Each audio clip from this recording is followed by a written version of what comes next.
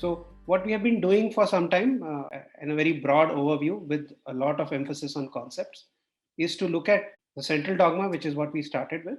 And while doing the central dogma, I have introduced you to proteins and DNA and RNA as macromolecules, as major biomolecules. And you've also seen some of the machinery in the cell and how information is transferred from the storage molecule to the two executive molecules. And that has been a big chunk of what I've been discussing with you. In the last few lectures, I've concentrated a little bit more on proteins, though I won't give it too much time. We'll also touch upon lipids and also touch upon carbohydrates. Okay. All right. So the picture over here is the broad area which I'll be covering. Central dogma, you know. This is again a ribbon representation of a protein, very large complex inside the cell called the proteasome, and there are hundreds and thousands of interesting proteins. This is interesting because it's a recycling system.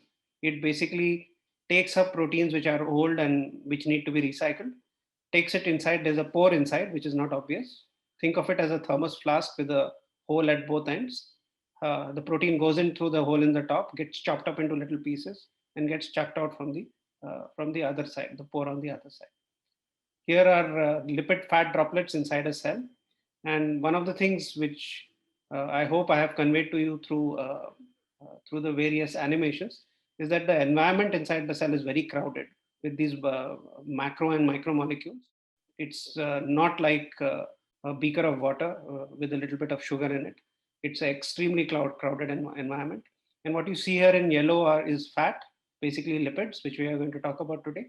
And in blue are mostly proteins. And of course, there are water molecules pretty much everywhere. And on the right is the idea that carbohydrates are an energy source. And this talks about the basic conversions between the major carbohydrates like glucose, fructose, galactose inside the cell, which again is part of metabolism. So the linear sequence of amino acids, when it comes out of the ribosome, is not in a folded state. It is in what we call as an unfolded state. It has an N terminus and it has a C terminus. Just like nucleic acids have a 5' 3', there is polarity in the polypeptide chain with the N and the C terminus. All right. So let's assume synthesis starts from the N terminus side, and let's say this much part of the protein has been synthesized while the rest is being synthesized.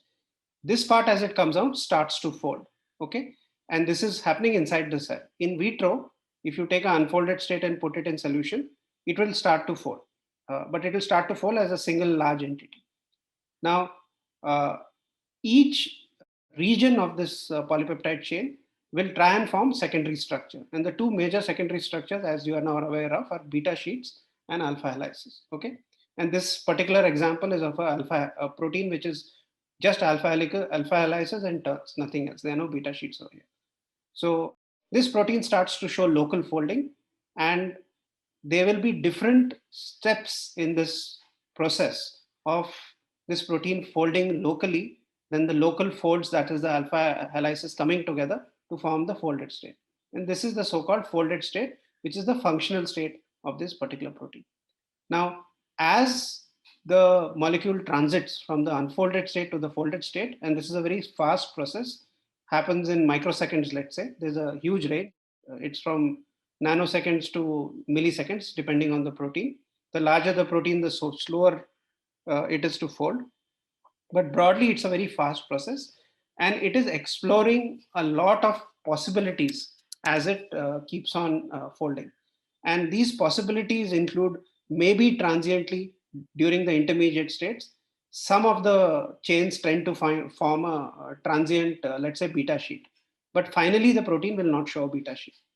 Also, in the path for forming the native or the unique native state, there will be many, many different ways by which it's like a Rubik's cube. There'll be many permutations and combinations by which you will attain the final state. And you have to explore all of these states as you go from the U state to the N state. Fine.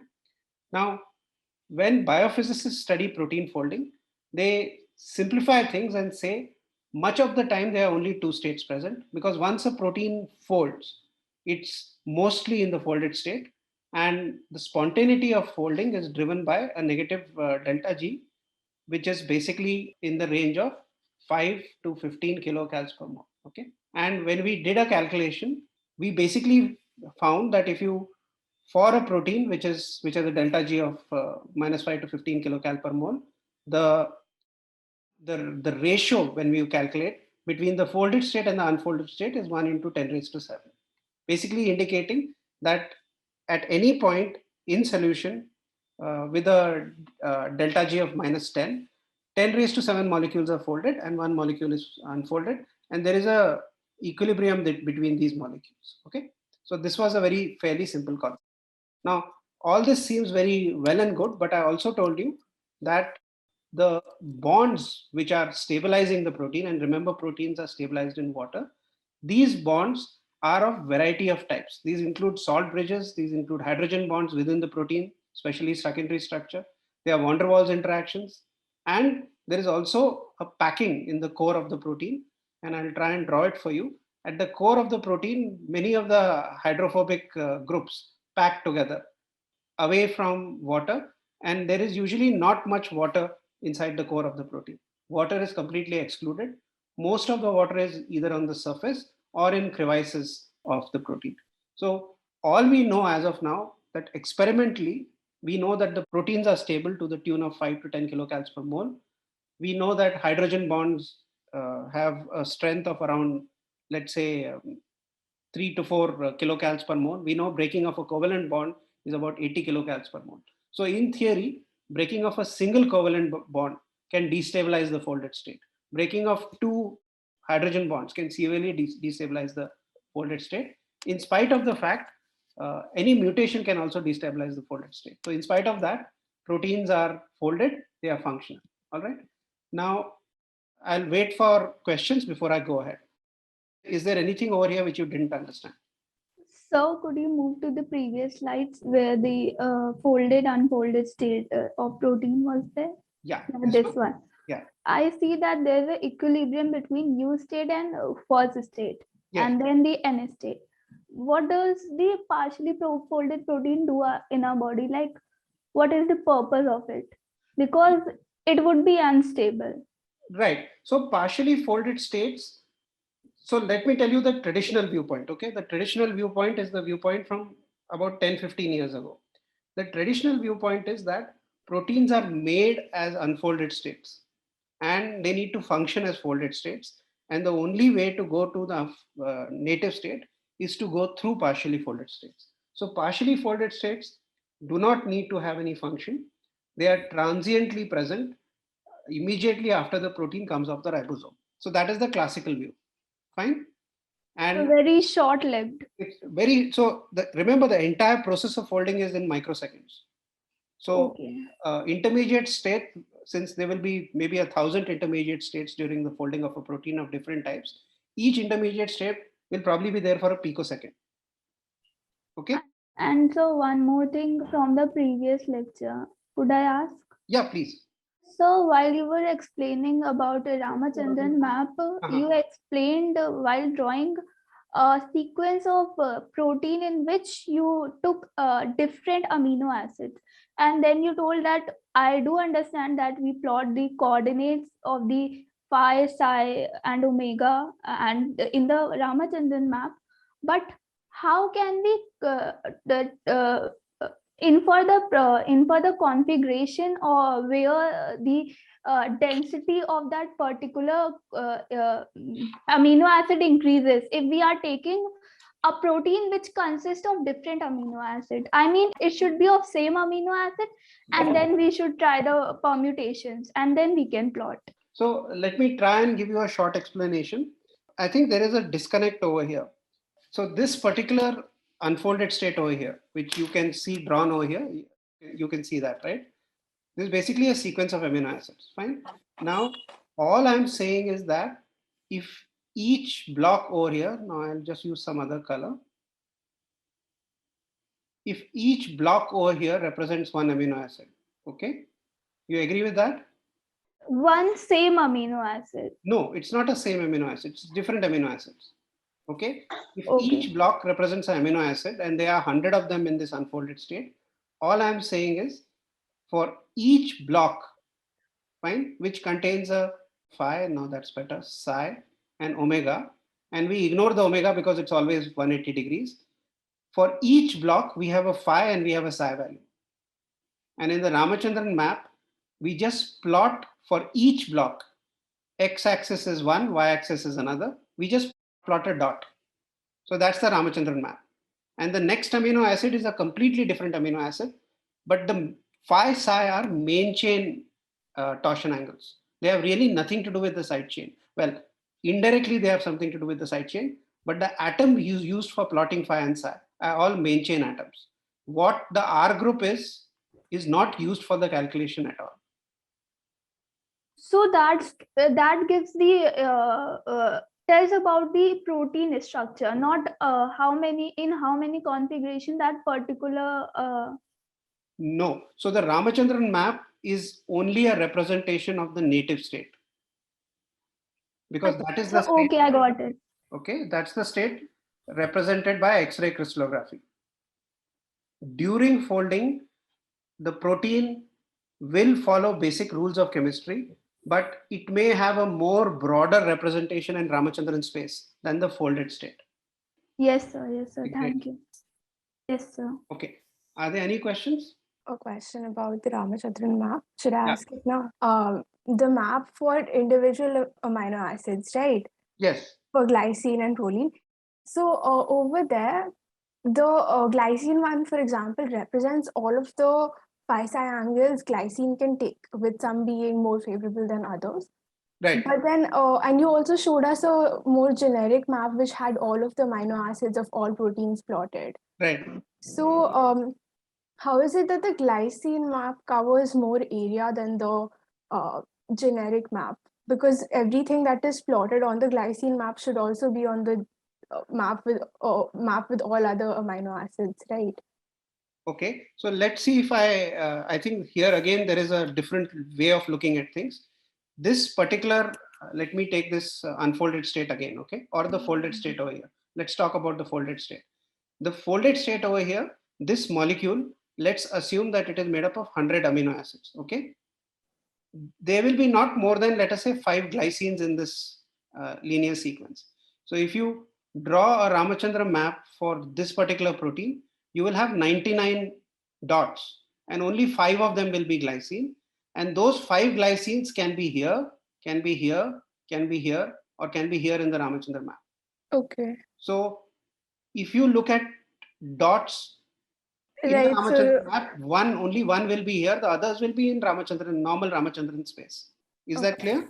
Yes, so with the map you showed, I think for all of the amino acids didn't have any dots at all in the fourth quadrant. So that's, see, glycine is free to explore more areas of conformational space than any other amino acid. Just because it's free to explore doesn't mean it always explores, because it is also part of a main chain surrounded by tryptophans, tyrosines, bulky amino acids. Okay, yeah, understood. Can and will are two different things over here. Okay, so yeah, understood. A question? Sir? Yeah, go ahead. Sir, I have a doubt. What is this 5 to 10 kilocalorie energy? It is delta G of protein, or it is the energy of peptide bond? So the 5 to 10 kilocals per mole is a representation of the stability of the folded state over the unfolded state, and it's basically the overall stability of the folded state with respect to the unfolded state. And you can relate the delta G through two main equations in biochemistry. One is a relationship between delta G with the equilibrium between the two states, and one is the relationship between delta G with enthalpy and entropy. Not clear enough even now? No, sir. Okay. Okay, so Sir, yeah. whatever map we drew was for one particular protein. Like when we talk about glycine and we do the Ramachandran map, it was for polyglycine.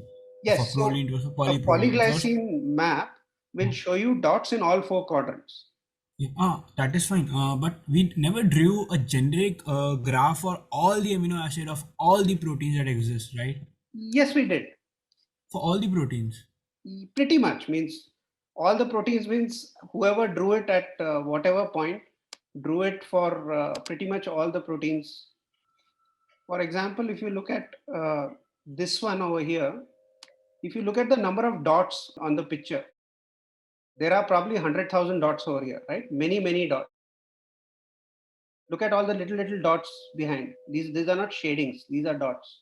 So this is a representation of many proteins. This is probably a representation of about 10 or 12 proteins, or a very one large single protein. Is that clear? Okay. I need you to conceptually understand that the ribosome makes a polypeptide. It goes through intermediate forms. It forms a native state. The native state is the functional state.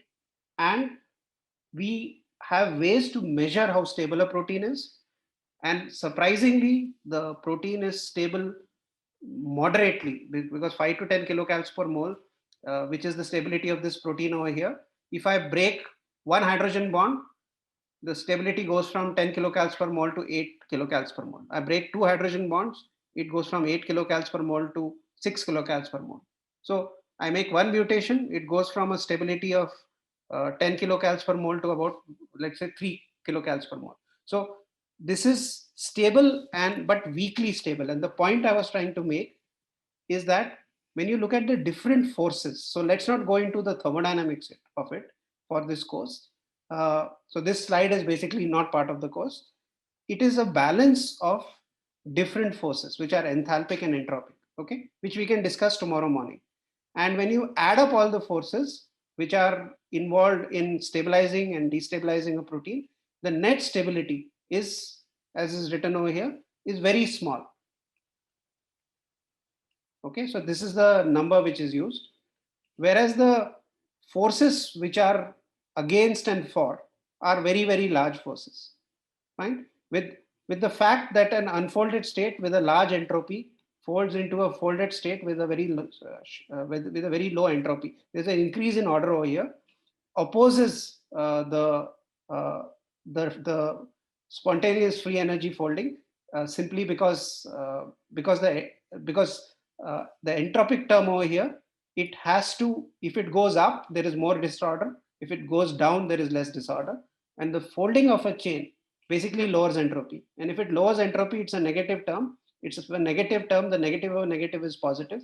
And because this term becomes positive, delta G becomes positive. And for a spontaneous folding, we want the delta G to be negative. Okay. So all this is really not part of the course, but I'm just trying to give you a quick explanation. Fine.